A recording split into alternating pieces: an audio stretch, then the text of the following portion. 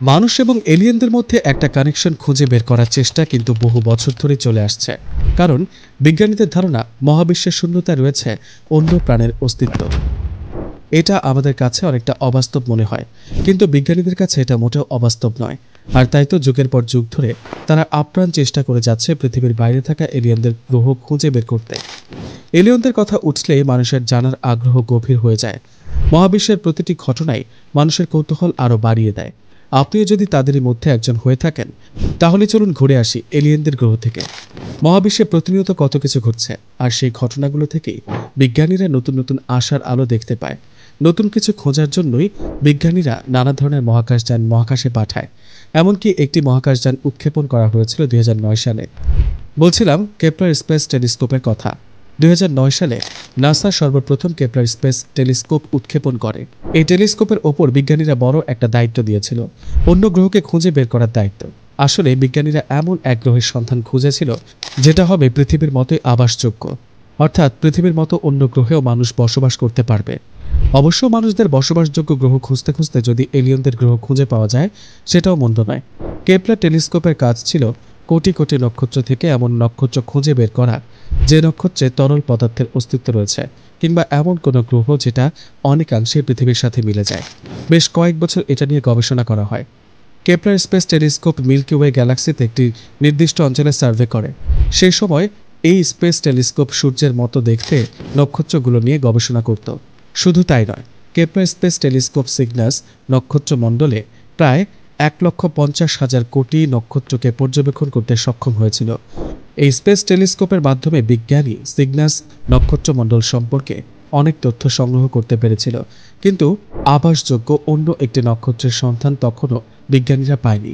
বেশ কয়েক বছর অপেক্ষা করার পর অবশেষে 2015 সালে নাসা আশার আলো দেখতে পায়, খুঁজে পায় পৃথিবীর মতোই দেখতে আরেকটি গ্রহ, কেপলার 452b।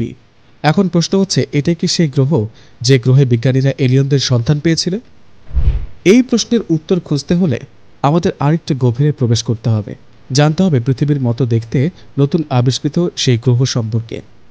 কেপলার 452b এই গ্রহ খুঁজে পাওয়ার পরই বিজ্ঞানীরা এটিকে আবাসযোগ্য করার কথা চিন্তা করতে থাকে, আর তার জন্যই চলতে থাকে বিজ্ঞানীদের গবেষণা। পৃথিবীর মতো দেখতে এই গ্রহটির পৃথিবী থেকে 1400 আলোকবর্ষ দূরত্বে অবস্থান করছে। মহাবিশ্বে এই গ্রহটি নতুন করে খুঁজতে হলে আরও অনেকটা পথ আমাদেরকে অতিক্রম করতে হবে। আপনি শুনলে অবাক হবেন, এর দূরত্বের কারণে কেপলার 452bকে সরাসরি অনুসন্ধান করা সম্ভব নয়। এত দূরত্বে অবস্থান করার পরেও বিজ্ঞানীরা কেপলার 452bকে আর্থ 2.0 হিসেবে আখ্যায়িত করেছেন। এমনকি বিজ্ঞানীরা এই গ্রহকে সুপার পৃথিবীও বলেছেন।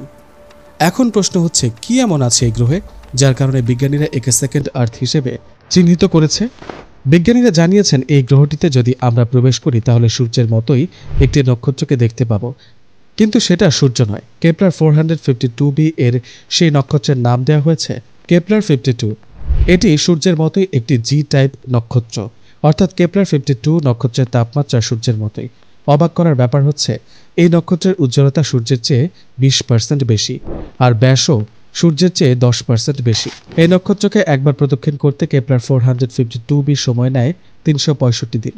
কেপলার 452b এর বছর পৃথিবীর বছরের তুলনায় 5% বেশি দীর্ঘ।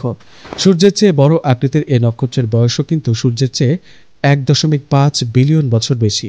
আপনি ভাবতে পারছেন, মহাবিশ্বে সূর্যের আগে থেকে অন্য একটি গ্রহের নক্ষত্র এত দীর্ঘ সময় ধরে অবস্থান করছে? তবে তার চেয়েও বড় প্রশ্ন হচ্ছে, কেপলার 452b নামক এই গ্রহের বয়স কত? এই গ্রহের বয়স কি পৃথিবীর চেয়েও বেশি? এই প্রশ্নের উত্তর বিজ্ঞানীরা এখনও খুঁজে পায়নি। তবে এই গ্রহের ব্যাস কিন্তু পৃথিবীর চেয়েও বড়। এই গ্রহটি পৃথিবীর তুলনায় 60% বড়, আর সেজন্যই হয়তো এই গ্রহের নাম দেওয়া হয়েছে সুপার পৃথিবী। শুনতে হাস্যকর লাগলেও অনেকে এই গ্রহকে পৃথিবীর চাচাতো ভাইও বলে। পৃথিবীর চেয়ে আকারে বড় হওয়ার কারণে কেপলার 452b মহাকর্ষণ শক্তিও বেশি। যদি সত্যি কখনো এই গ্রহকে মানুষের আবাসযোগ্য হিসেবে তৈরি করা যায়, তাহলে পৃথিবীর চেয়ে বেশি সংখ্যক মানুষ এখানে বসবাস করতে পারবে। কিন্তু বিজ্ঞানীদের এমন ধারণার পেছনে কি কি কারণ ছিল? মানুষের বসবাসের উপযোগী হতে হলে একটি গ্রহে যা যা থাকা প্রয়োজন সেগুলো কি বিজ্ঞানীরা খুঁজে পেয়েছিল? নাসার বিজ্ঞানীরা জানিয়েছেন, এই গ্রহের কিছু অঞ্চলে তরল পানির উপস্থিতি লক্ষ্য করা যায়। যেটা প্রাণের অস্তিত্ব টিকিয়ে রাখার জন্য অপরিহার্য। শুধু তরল পানির উপস্থিতি নয়, বিজ্ঞানীরা গবেষণা করে কেপলার 452b এর বায়ুমণ্ডলে ভিন্ন কিছু উপাদান পেয়েছে। এখানকার পাথরের পৃষ্ঠ থেকেও বিজ্ঞানীরা বেশ কিছু উপাদান খুঁজে পেয়েছে, যার কারণে বিজ্ঞানীদের ধারণা এখানে হয়তো জীবজগতের বিকাশ সম্ভব।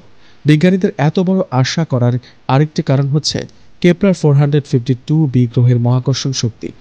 এই গ্রহের মহাকর্ষণ শক্তি পৃথিবীর তুলনায় শক্তিশালী, যেটা বায়ুমণ্ডলকে প্রবাহিত করে প্রাণের উৎস টিকিয়ে রাখতে সাহায্য করতে পারে।